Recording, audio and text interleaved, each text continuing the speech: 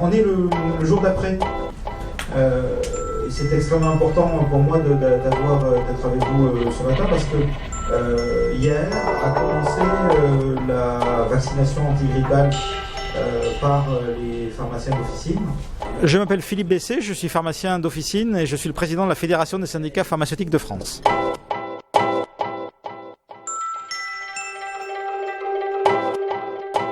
Non, effectivement, c'est un grand jour pour la pharmacie d'officine que ce premier jour de la campagne de vaccination nationale.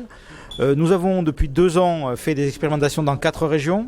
Il n'y a pas de difficulté au démarrage.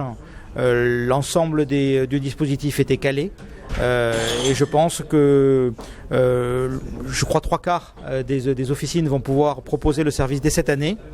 C'est un peu tôt pour dresser un bilan le lendemain, mais la première journée se passe bien.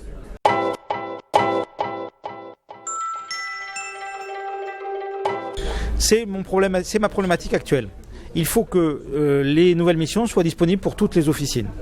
Pour ça nécessite de retravailler le modèle économique pour que les petites pharmacies, notamment dans les territoires ruraux ou dans les quartiers difficiles, les pharmacies indispensables, puissent proposer le service.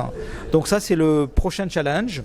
Il faut, au-delà maintenant des pionniers qui font le travail depuis des années, au-delà maintenant du grand nombre de pharmacies qui se lancent, il faut que toutes les officines puissent proposer le service. C'est un challenge économique que nous comptons relever.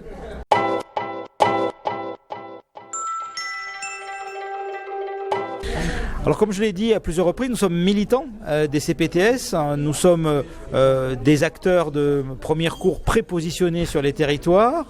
La fédération fait un tour de France actuellement pour expliquer aux pharmaciens comment créer sa CPTS, ou plus exactement comment créer la CPTS du territoire, c'est-à-dire aller voir les médecins, aller voir les infirmiers, aller voir les autres acteurs du territoire pour la création. Donc on est très impliqué dans la création. Et ensuite, ce sera le quotidien de l'ensemble des soignants de ville que de voir comment on se coordonne en lien avec le second recours à l'hôpital ou pour permettre à l'ensemble des patients de connaître la véritable offre de soins du pays.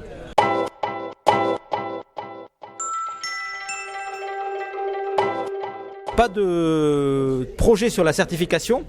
En revanche, un projet de travail en lien avec l'ensemble de la profession sous l'égide du Conseil national de l'ordre pour mettre en place une qualité à l'officine, dont vous en saurez plus dans les temps à venir puisque nous y travaillons depuis quelques mois et le temps n'est pas à la communication, le temps pour l'instant est au travail.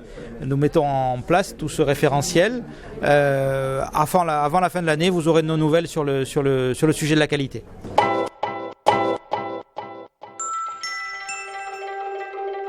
€1 milliard de baisse de prix sur le médicament. C'est insupportable. C'est ça la mesure du PLFSS que je retiens.